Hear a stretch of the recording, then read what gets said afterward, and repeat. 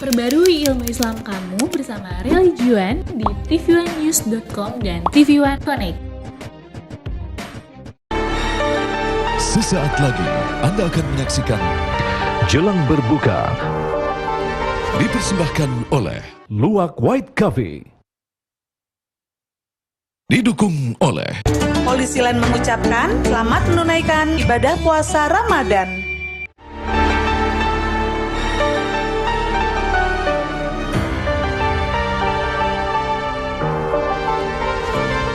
Assalamualaikum warahmatullahi wabarakatuh.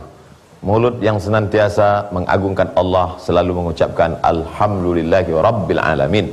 Tidak pernah putus kontak dengan Nabi Muhammad dengan mengucapkan Allahumma salli ala Sayyidina Muhammad wa ala ali Sayyidina Muhammad. Dulu, kalau ada seseorang diberikan kabar bahwa istrinya melahirkan, yang pertama dia ingin tahu anaknya laki-laki apa perempuan. Idza busyira ahaduhum bil unsa. Kalau diberi kabar bahwa anaknya lahir perempuan, apa yang terjadi? Wajahnya menghitam, wa huwa kadhim. Dia dalam keadaan marah, geram, bercampur malu. Marah, mengapa tidak anak laki-laki? Malu, mengapa nanti ditanya oleh kawan sahabat anakmu perempuan? Begitulah mereka mempersekutukan Allah, tidak menganggap itu sebagai rezeki nikmat yang diberikan Allah Subhanahu wa taala. Dulu perempuan tidak ada mendapat harta warisan. Mereka punya mazhab poligami tanpa batas. Jadi kalau ada seorang laki-laki berumur 70 tahun, istrinya banyak sekali sampai 10, 15, yang terakhir itu berumur 17 tahun. Anak pertama dari istri pertama adalah laki-laki. Lalu kemudian meninggal dia, maka anak pertama dari istri pertama yang laki-laki bisa mewarisi istri terakhir yang masih muda. Perempuan bukan hanya tidak diberi warisan, tapi malah diwarisi. Bahkan perempuan diperjualbelikan menjadi budak hamba sahaya.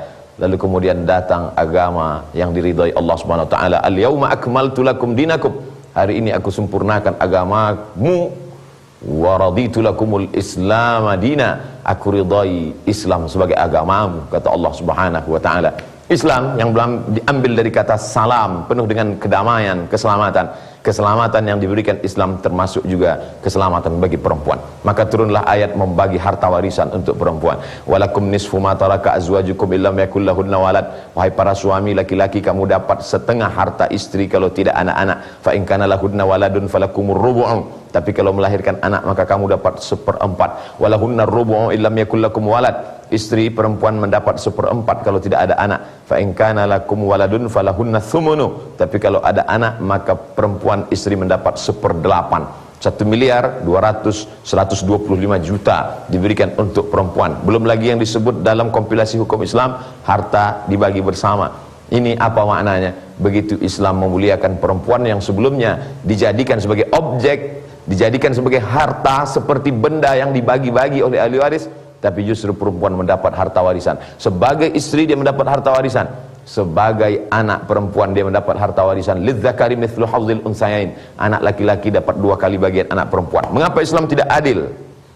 Kata sebagian orang, Islam sangat adil. Laki-laki diberi harta 2 kali bagian perempuan bukan karena Islam diskriminatif, tapi karena memang laki-laki yang menanggung biaya pernikahan, laki-laki yang menanggung biaya istri dan keluarga, memberi nafkah zahir dan batin.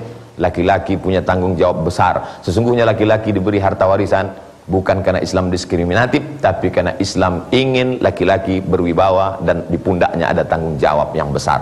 Dulu kalau punya anak laki-laki menjadi kebanggaan, putra mahkota, pelanjut singgasana. Tapi juga punya anak perempuan, kata Nabi, man ala thalatha banatin, siapa yang membesarkan, merawat, memberi makan, menjaga 3 anak perempuan, fa'addabahunna, dididik dengan pendidikan yang baik dan layak, wa zawwajahunna, dinikahkan dengan laki-laki yang soleh, wa ahsana ilaihinna, dia buat baik sampai mati, falahul jannah, maka surgalah baginya. Datang seorang perempuan, ya Rasulullah, bagaimana kalau anak perempuannya cuma 2? Kata Nabi, yang punya anak 2 pun kalau kau jaga dengan baik, kasih makan yang halal, nikahkan dengan orang baik-baik, kau jaga dia sampai kematian tiba, surga juga bagimu.